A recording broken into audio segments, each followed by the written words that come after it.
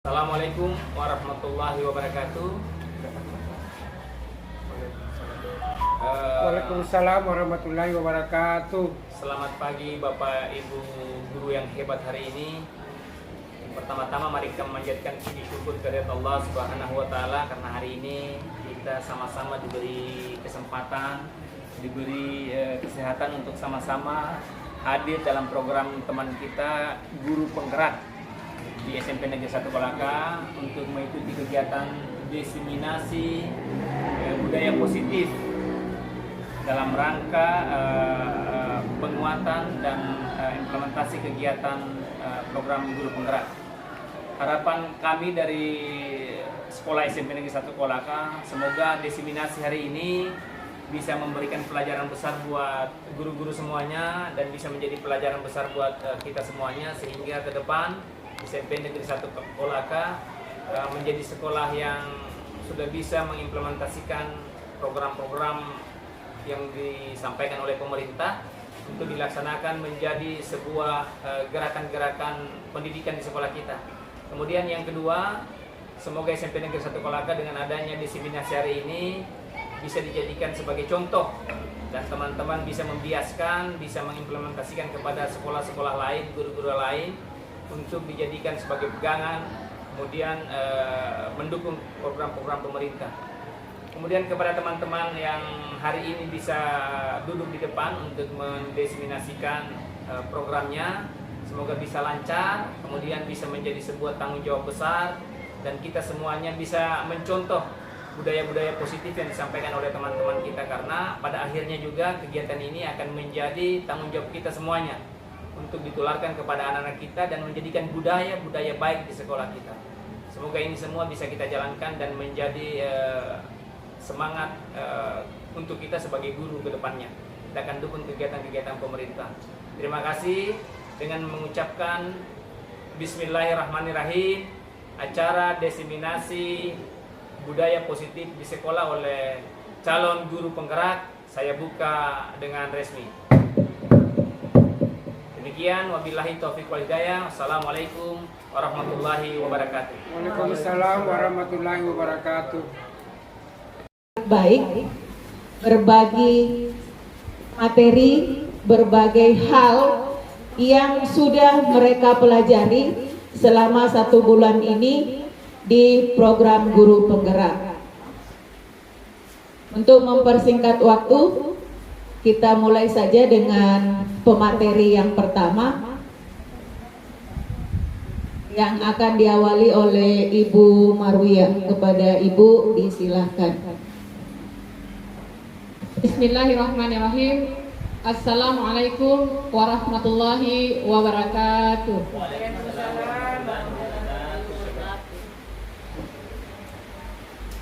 Alhamdulillah, pada kesempatan pagi menjelang siang kita diberi kesempatan untuk berkumpul di ruang guru ini untuk sama-sama belajar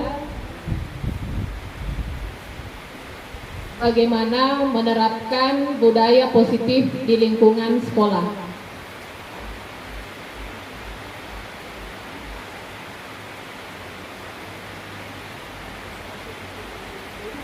Izinkan saya mengawali materi pada kesempatan siang ini dengan memperkenalkan kembali tujuan pendidikan menurut Ki Hajar Dewantara. Menurut Ki Hajar Dewantara, pendidikan bertujuan untuk menuntun segala kodrat yang ada pada anak-anak agar mereka dapat mencapai keselamatan dan kebahagiaan yang setinggi-tingginya, baik sebagai manusia maupun sebagai anggota masyarakat. Ada beberapa kata kunci di dalam tujuan pendidikan yang disampaikan oleh Ki Hajar Dewantara. Yang pertama adalah kata menuntun.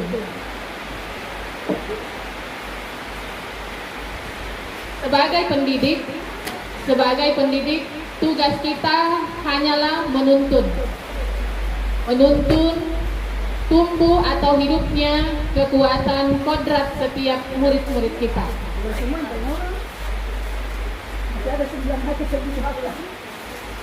Kata kunci berikutnya adalah kodrat. Menurut Ki Hajar Dewantara, setiap murid atau setiap anak itu memiliki kodrat keadaannya masing-masing, baik kodrat alamnya maupun kodrat zamannya. Izin saya berdiri untuk bisa melihat saudara-saudaraku sekalian, bunda-bundaku, kanda-kandaku semuanya, sehingga kita bisa menyamakan persepsi kita bagaimana kita memandang murid-murid kita. Murid kita memiliki yang disebut dengan kodrat alam. Kodrat alam ini terkait di mana anak ini lahir dan dibesarkan. Secara sederhana, inilah keluarga. Adapun kodrat zaman adalah kondisi anak di saat itu.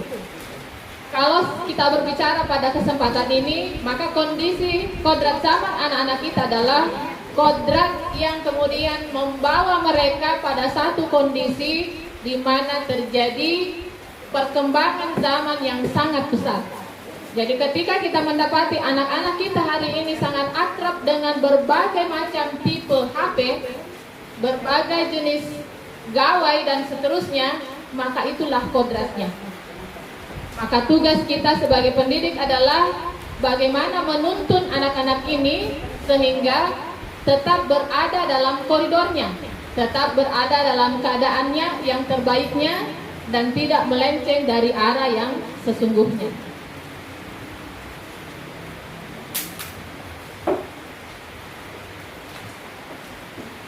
Budaya positif sekolah ini berakar atau ruhnya adalah pemikiran dari Ki Hajar Dewantara itu sendiri.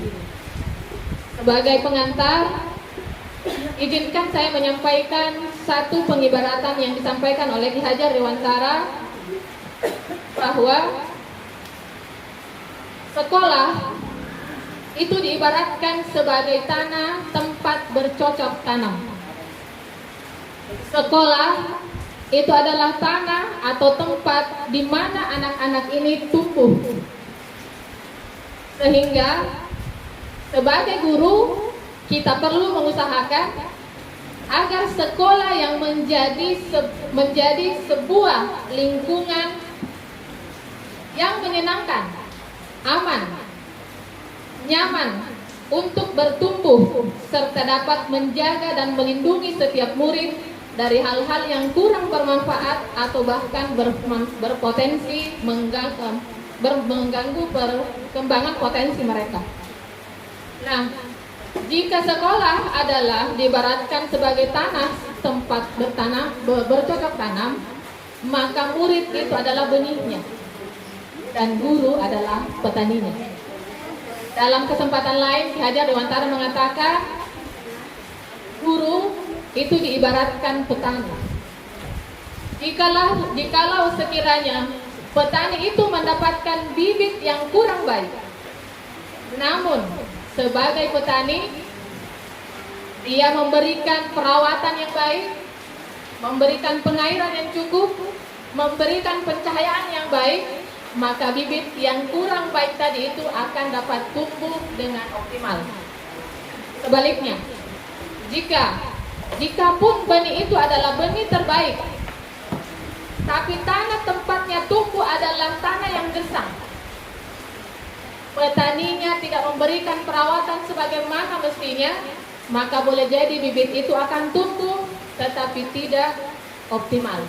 Dia akan tumbuh, mungkin saja kalau dia tumbuh baik, boleh jadi itu adalah pengaruh dari rumahnya, bukan dari sekolahnya. Jadi ada 3 dimensi penting yang perlu dipahami untuk memasuki konsep budaya positif ini, adalah memahami bagaimana murid kita itu adalah benihnya, kita gurunya adalah petaninya, dan sekolah secara umum ini adalah tempatnya untuk ditanam. Jadi andai kata yang masuk pun itu adalah benih-benih yang rusak, tetapi petani dan tempatnya adalah sesuatu yang baik, maka benih yang rusak ini akan tetap tumbuh dengan sangat baik berkat perawatan dan kondisi sekolah yang dia datangi itu demikian optimal. Itu sekedar pengantar bagaimana kita memahami posisi kita sebagai guru, sebagai petani. Mohon maaf, saya tidak sedang berdiri untuk menggurui guru-guruku semua yang hadir di depan saya. Sekedar berbagi apa yang saya rasakan selama memasuki 3 bulan pendidikan. Itu sesuatu pemahaman yang berbeda. Ternyata selama ini kita terlalu banyak menuntut benih itu tumbuh dengan baik. Boleh jadi perawatannya belum maksimal, atau boleh jadi tanah tempat tumbuhnya juga bukanlah tanah yang subur. Sehingga semoga setelah materi ini berakhir, kita dapat melakukan introspeksi secara komunal untuk kemudian melakukan perbaikan-perbaikan untuk kemajuan SMP 1 Kolaka ke depan, insya Allah. Selanjutnya, mari kita pahami sedikit tentang kata disiplin positif dan nilai-nilai kebajikan. Hal pertama yang harus kita pahami adalah makna disiplin dan apa itu nilai-nilai kebajikan.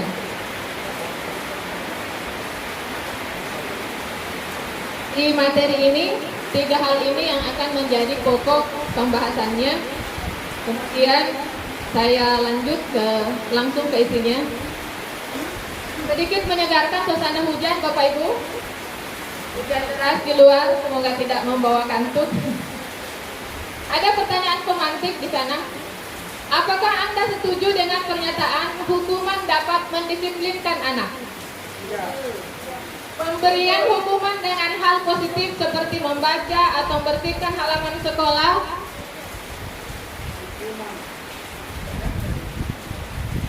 dapat meningkatkan disiplin anak. Memberi penghargaan dapat meningkatkan motivasi belajar anak. Ada yang mau jawab? Silakan. Boleh kita berbagi, Bu. Tidak ada jawabannya ini, karena ini ditanya, dijawab masing-masing. Iya, ini 3 pertanyaan ini bisa menjadi bahan renungan buat kita. Apakah benar hukuman dapat mendisiplinkan anak? Benar, Bapak Ibu? Pasang benar atau tidak benar? Iya, boleh Bu. Kalau mau berbagi jawaban boleh. Iya. Iya. Ini bisa ya, bisa tidak. Pemberian hukuman dengan hal positif seperti membaca atau membersihkan halaman sekolah dapat meningkatkan disiplin anak. Yang biasa piket pagi. Ini biasanya kalau ada anak terlambat, kita suruh membersihkan WC, pungut sampah. Besok terlambat lagi.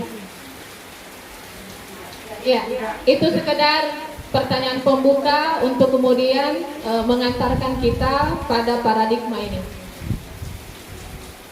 Ini adalah beberapa ilusi yang sering termasuk saya, dan setelah saya tahu, saya ketawain diri saya sendiri. Ada 4 perubahan paradigma yang kita mulai untuk menanamkan disiplin pada anak-anak kita. Ilusi guru dapat mengontrol murid. Ini disebut dengan teori kontrol, Bapak Ibu. Teori kontrol ini menyimpulkan seperti ini. Ilusi guru dapat mengontrol murid. Semua kita, saya kira, berpendapat bahwa pada dasarnya kita ini bisa mengontrol anak. Padahal yang sebenarnya terjadi, kita tidak pernah bisa mengontrol orang lain. Jika murid tersebut memilih untuk tidak melakukannya, ini yang kita sebut membangkang.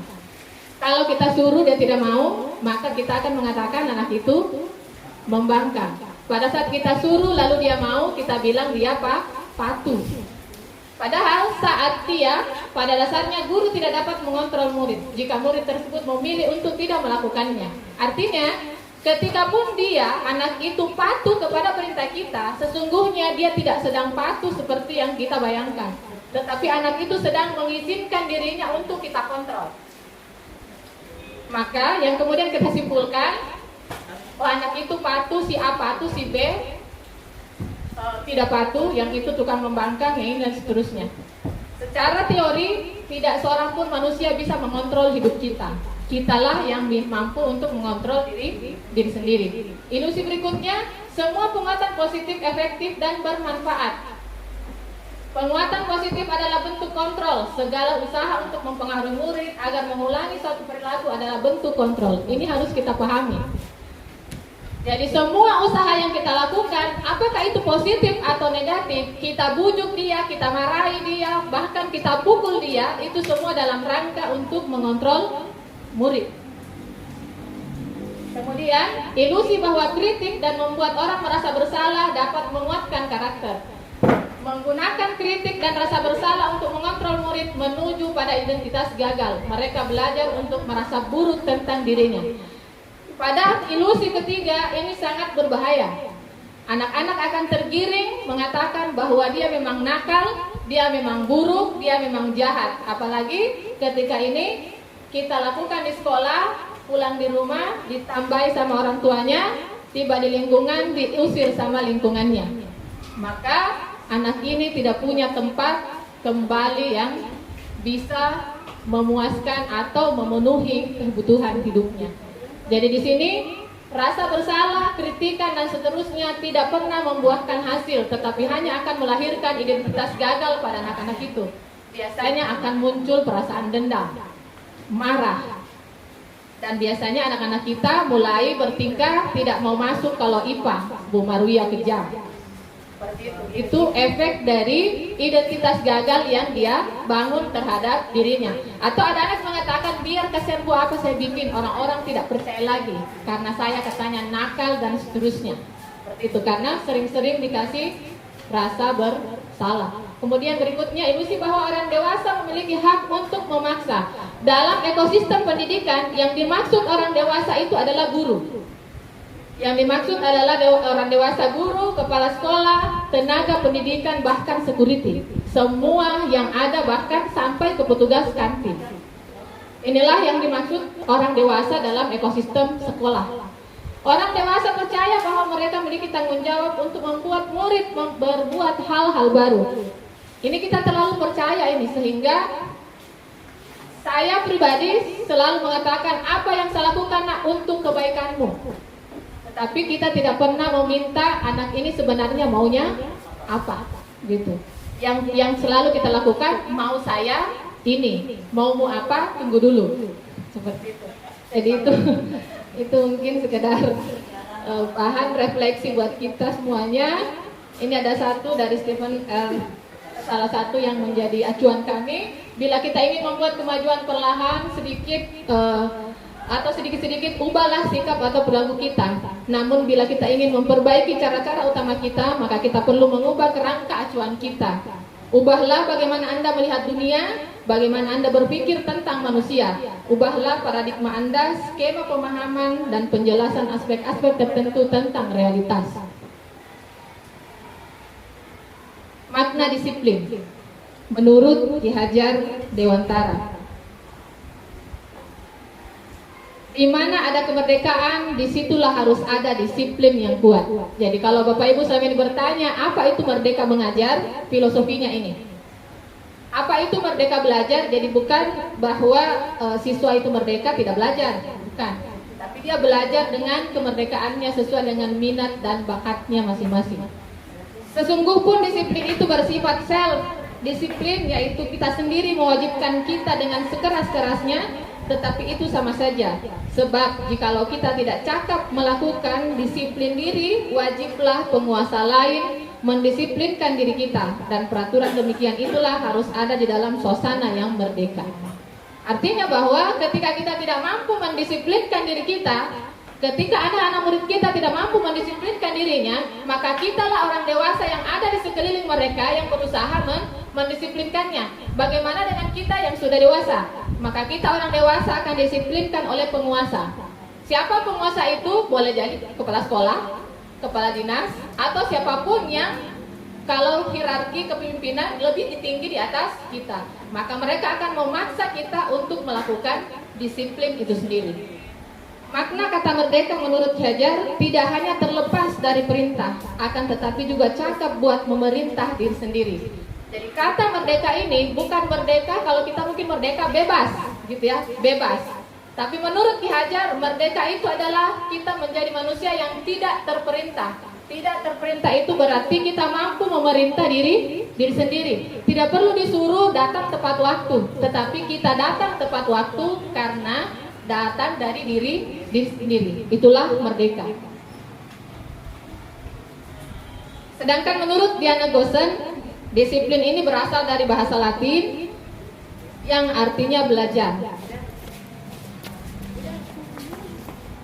Nah, untuk menjadi seorang murid atau pengikut, seseorang harus paham betul alasan mengapa mereka mengikuti suatu aliran atau ajaran tertentu, sehingga motivasi yang terbangun adalah motivasi intrinsik.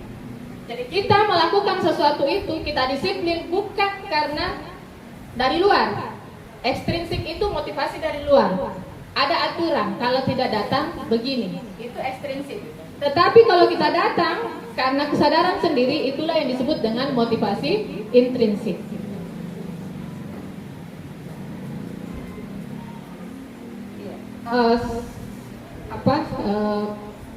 Penguat berikutnya, ya, seseorang yang memiliki disiplin diri berarti mereka yang bisa bertanggung jawab terhadap apa yang dilakukannya karena mendasarkan perilaku mereka pada nilai-nilai kebajikan universal. Sebagai pendidik, tujuan kita adalah menciptakan anak-anak yang memiliki disiplin diri sehingga mereka bisa berperilaku dengan mengacu pada nilai-nilai kebajikan universal dan memiliki motivasi intrinsik bukan ekstrinsik. Bagaimana membuat siswa kita ini melahirkan dorongan dari dalam, bukan dorongan dari luar, dari lingkungannya. Selanjutnya nilai-nilai kebajikan. Nilai-nilai kebajikan tadi banyak sekali disinggung dalam makna disiplin. Ini adalah sifat-sifat positif manusia yang merupakan tujuan mulia yang ingin dicapai setiap individu. Nilai tersebut bersifat universal, lintas bahasa, suku, bangsa, dan agama. Artinya semua kalangan ini sepakat kalau kejujuran itu baik. Semua orang sepakat jika tenggang rasa itu baik. Seperti itu. Setiap tujuan, setiap perbuatan memiliki tujuan, kata Dr. William Glasser.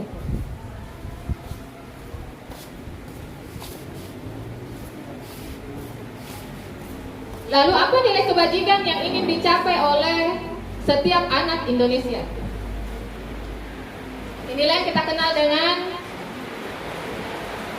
profil pelajar Pancasila. Mungkin sudah banyak yang cetak di kelasnya. Inilah nilai kebajikan yang diinginkan oleh bangsa Indonesia terhadap anak-anak kita. Ada 6 dimensi.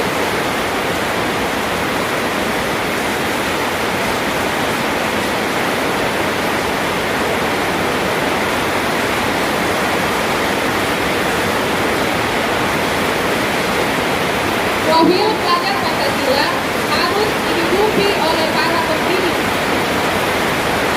sebagai model mental mereka.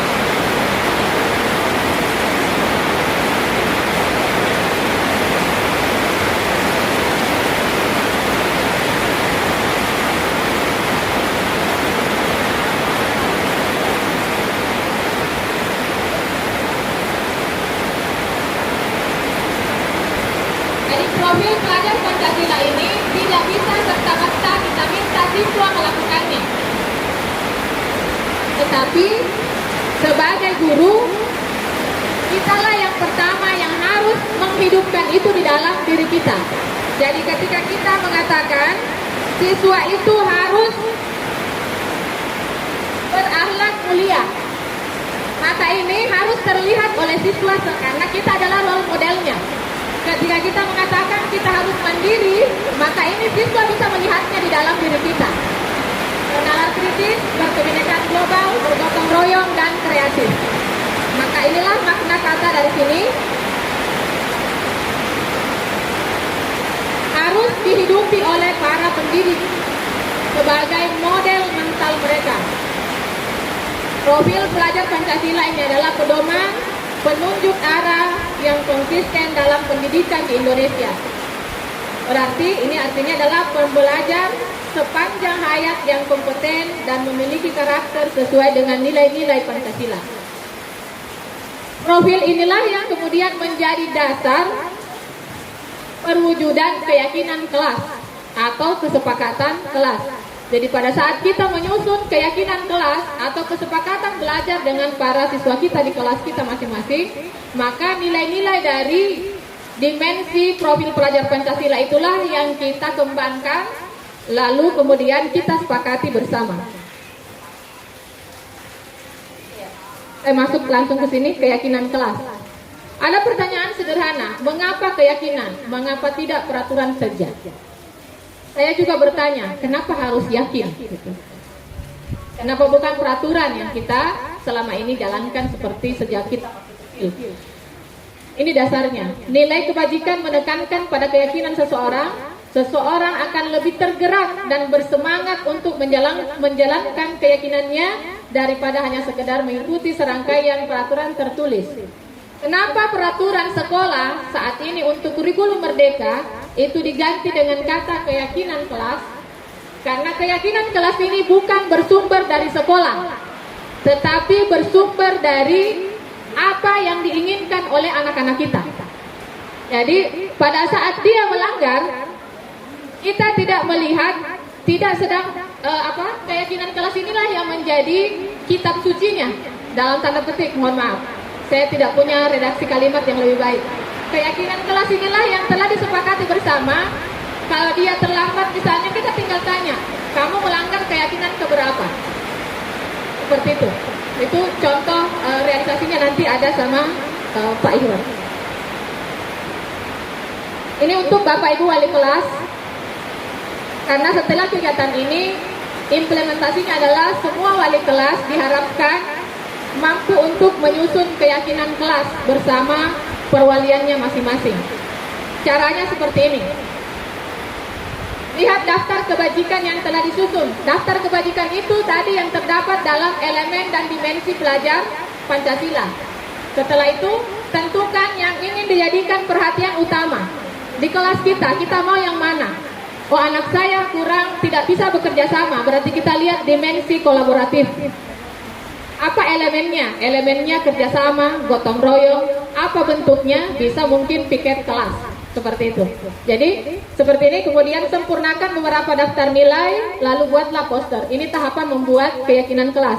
Untuk implementasinya, Bapak Ibu, saya dan Pak Iwan terbuka ketika Bapak dan Ibu ingin didampingi saat menyusun ini bersama wali kelas perwalian masing-masing.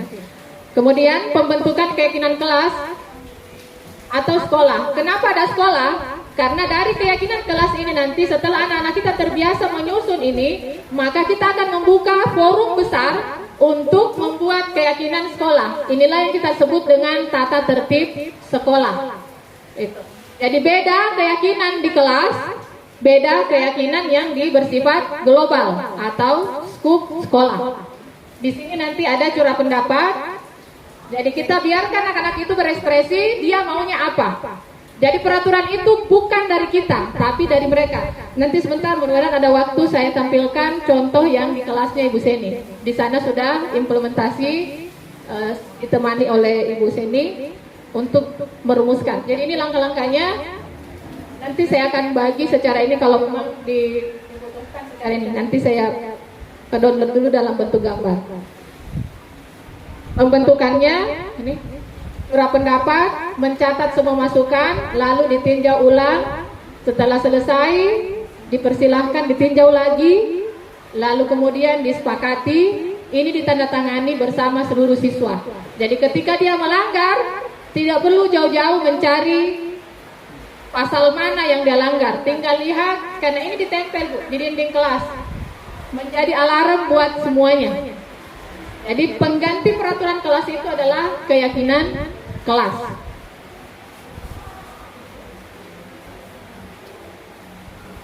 Selanjutnya, kebutuhan dasar manusia. Mungkin Bapak Ibu sudah menerima kuesioner tadi. Sedikit pengantar saja bahwa seluruh tindakan manusia itu memiliki tujuan. Ya, semua yang kita lakukan itu adalah usaha terbaik untuk mendapatkan apa yang kita inginkan atau untuk memenuhi kebutuhan dasar kita. Kebutuhan dasar manusia ada 5. Saya kira kita semua mau bersenang-senang, disayang dan diterima, bebas, penguasaan, bertahan hidup. Kebutuhan bertahan hidup atau survival ini terkait dengan kebutuhan fisiologi, kesehatan, rumah, makan, bahkan masuk di dalamnya reproduksi atau berkembang biak. Di sini bertahan hidup. Adapun yang 4, kesenangan, kebebasan, kasih sayang dan penguasaan, ini dimensinya adalah dimensi psikologi. Semua manusia mau disayang. Ada yang sudah isi Bapak Ibu? Ya. Ini ada studi kasus. Jelas Budi? Terbaca? Ya. Ini ada murid SD yang curhat ini. Kayaknya sama saya punya anak ini. Setiap pulang curhat. Guruku tidak sayang Kak, tidak pernah sebut-sebut namaku. Umi, kenapa yang nakal saja yang disayang? Kenapa dia terus yang disebut namanya? Jadi menurut Amira itu kalau disebut-sebut terus namanya, dia lebih disayang, lebih diperhatikan. Ini mengadu. Ini Bu, kira-kira kebutuhan apa yang ingin dia penuhi Dinda?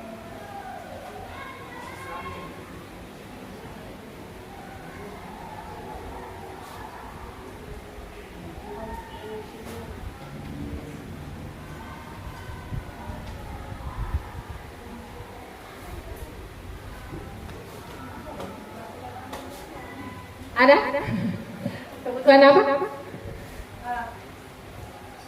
Silakan, Bu Husni. Ini menurut saya sebagai Ibu Ani. Ya. Seandainya saya sebagai Ibu Ani, mungkin saya besoknya saya lebih perhatikan anak ini dengan cara memberikan kasih sayang, walaupun sama semua, tapi mungkin dia lebih didekati lagi supaya emosinya kembali stabil. Dia merasa dia dipilihkan begitu. Menurut saya, iya. Kebutuhan kasih sayang, cinta dan kasih sayang. Jadi ini kasusnya ini panjangnya sebetulnya. Di sini Dinda itu secara umum banyak, dia pengen disayang, dia pengen bebas gitu ya. Ini bentuk-bentuk kesenangannya Bu. Contoh saja ya, contoh saja ini. Aku tidak boleh bersenandung, banyak itu siswa begini bersiul kalau kita mengajar. Ya, ada yang kadang menyanyi-nyanyi kecil. Dia sedang penuhi ininya Bu, kesenangannya. Yang penting tidak mengganggu. Ya, kita itu akan merasa terganggu karena kita tidak terbiasa. Wah, itu lain. Oh ini Pak. Iya, jadi ada satu kata kunci yang perlu kita sampaikan ke anak-anak bahwa manusia merdeka itu bukan hanya terkait dengan kemerdekaan dirinya, tetapi juga dengan kemerdekaan orang lain. Artinya bahwa jangan anak kita ini egois, hanya mementingkan dirinya sendiri. Jadi boleh jadi dia memang suka bersiul, dia senang, tapi yang di dekatnya itu orang visual yang tidak suka bunyi-bunyian. Pasti ini yang visual itu marah. Ribut sekali kok, dan laporlah sama kita, Bu Guru bersiul ini. Akhirnya yang bersiul tadi dimarahi, yang visual merasa nyaman, jadi memang serba salah. Tetapi posisinya di sini bagaimana kita memahami kebutuhan dasarnya anak-anak kita. Kemudian ini, Bu Guru tidak menyapa aku hari ini yang biasa dia rasa saya punya anak. Kalau tidak disebut-sebut namanya, satu hari sama gurunya pulang di motor sepanjang jalan ini terus dia cerita. Bu Guru tidak ada sebut-sebut nama aku hari ini. Yang nakal terus yang dia sebut. Khawatirnya saya jangan sampai dia berpikir nakal itu baik. Ya butuh ini kasih sayang. Ada anak meskipun hanya pakai jepit rambut baru, ketika kita tegur cantiknya penjepitan nak, itu biasa sumringah. ternyata dia butuh itu. Boleh jadi memang tidak dikasih begitu di rumahnya. Iya. Aku bosan, masa belajarnya cuma gitu-gitu, dengerin ibu guru saja. Ini biasanya Nana dia menggambar atau dia ke kantin. Dia bosan. Berarti kita perlu merubah sedikit cara belajar kita. Kemudian gambarku tidak rapi, malah bu guru nunjukin ke temanku di depan. Biasa ada anak yang gambarnya salah, justru itu yang kita pamer. Anak itu tidak suka karena di sini ada power yang dia punya. Power itu bukan sekedar power positif, tetapi power ini adalah bagaimana anak itu merasa diakui. Jadi kalau ada yang jago manjat, diakui dulu, baru dimarahi. Diakui dulu, weh jago tak panjat nak, baru mungkin dinasihati begitu. Tapi tidak mudah. Saya sudah coba praktek, itu butuh. Kayaknya ada, saya punya urat saraf sendiri yang putus 2-3 setiap hari.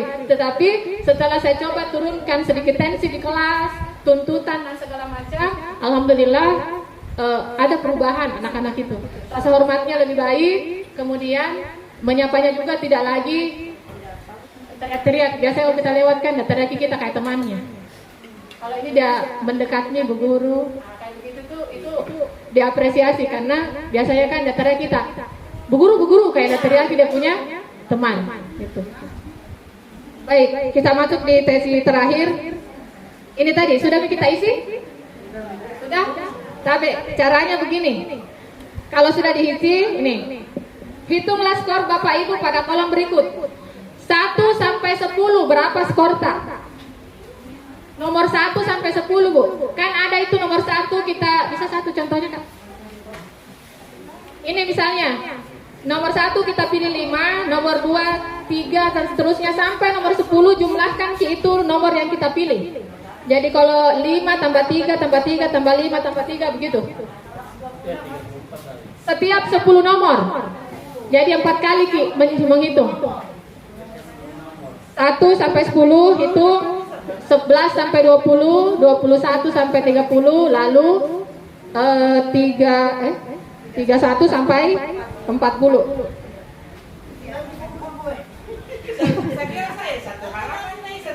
Ada di belakang. Tidak dikumpul. Suruh dulu tahu hitung. Ya. Tidak ada hubungannya. Iya. Nomor 1 sampai 10 berapa? Tulis Ki jumlahnya berapa? Boleh di sampingnya. 11 sampai 20 berapa skornya?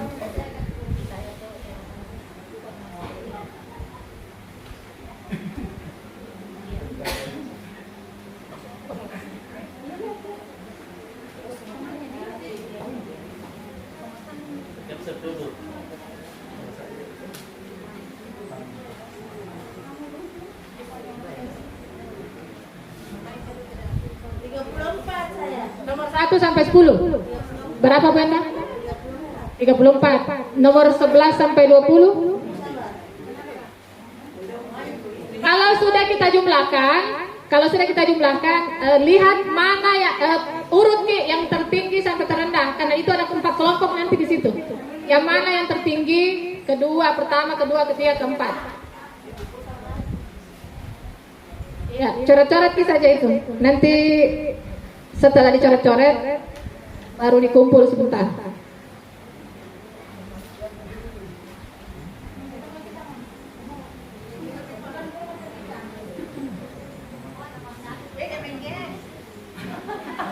Ya bengkel di sekolah.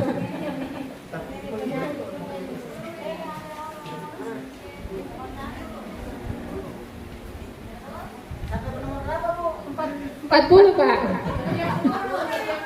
Ya, urut Ki tertinggi sampai 1 sampai. Ada yang sudah selesai? Kosong? Berapa Pak yang tertinggi? 36 di posisi ketiga. Posisi 3 21 sampai 30.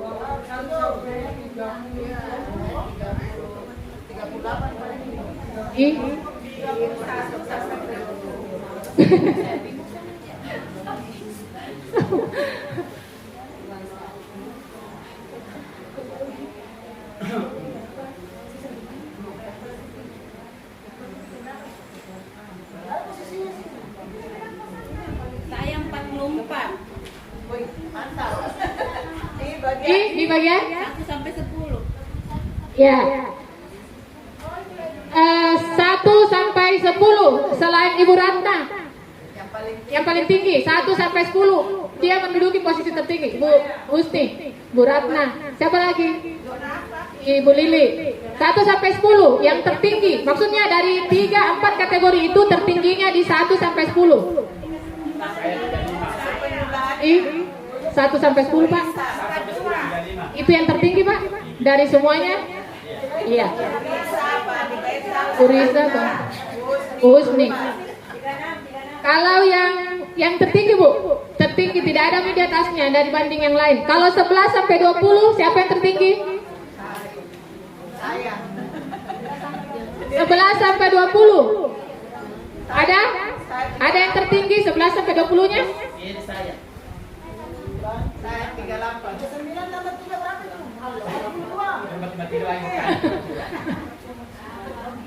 Ada yang 11 sampai 20?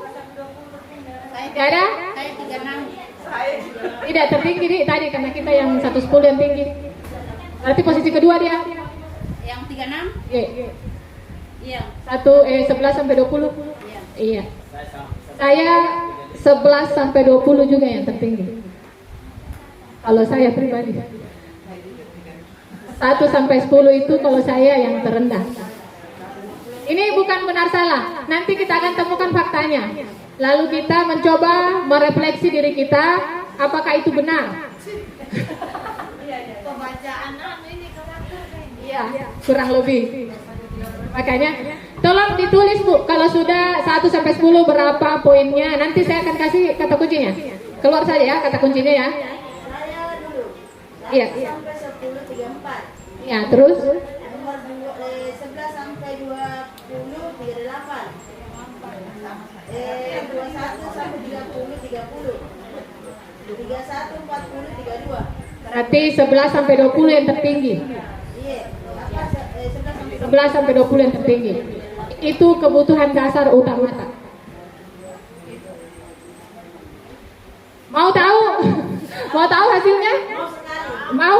Mau banget. Iya. Mari kita refleksi diri kita masing-masing Bapak Ibu.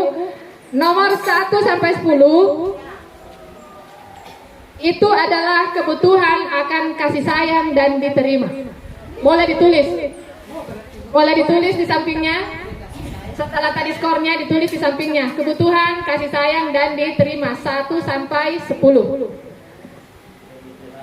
Kasih sayang dan diterima. Ada beberapa orang teman kita di sini tadi yang tertinggi. Ada Ibu Risa, Ibu Ratna, Ibu Husni, Pak Andi Baital. Banyak-banyak dikasih kasih sayang deh. Ya. Butuh kasih sayang dan rasa diterima. Ya, yang kedua 11 sampai 20. Kebutuhan dasarnya itu adalah power. Penguasaan. Siapa? Ada? Burida dan saya. Wenda. Kasam tidak. Kasam itu lebih suka kebebasan. Ya, power atau kekuasaan. Yang ketiga 21 sampai 30. Itu kebutuhan akan kebebasan. 21 sampai 30 kebebasan. Kemudian yang terakhir 31 sampai 40 itu kesenangan. Mau tahu seperti apa lebih lanjut kebutuhan-kebutuhan ini, nanti kita diskusi di luar forum supaya tidak banyak mengambil waktu. Tolong ditulis di situ kesimpulannya. Kalau mau dipoto hasilnya silahkan, karena kuesioner itu saya akan ambil sebagai bukti fisik, lalu untuk kemudian dilakukan analisa bersama pimpinan. Yang terakhir kesenangan. Apa yang kesenangannya tertinggi? Kesenangan. Yang paling terakhir tadi. Kesenangan. Kesenangan.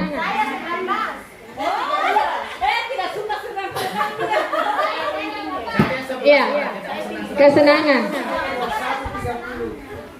Kesenangan itu kebutuhan untuk mencari kesenangan, senang bermain, tertawa. Senang Itu. senang menyanyi dua kali. Ya.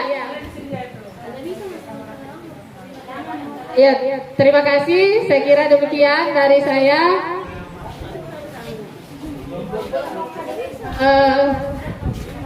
Terima kasih atas perhatiannya Bapak Ibu. Semoga ada manfaatnya buat kita semuanya. Diskusi lebih lanjut kami terbuka untuk diajak berdiskusi. Mohon maaf atas segala kekurangan. Wabillahi taufiq wal hidayah. Assalamualaikum warahmatullahi wabarakatuh.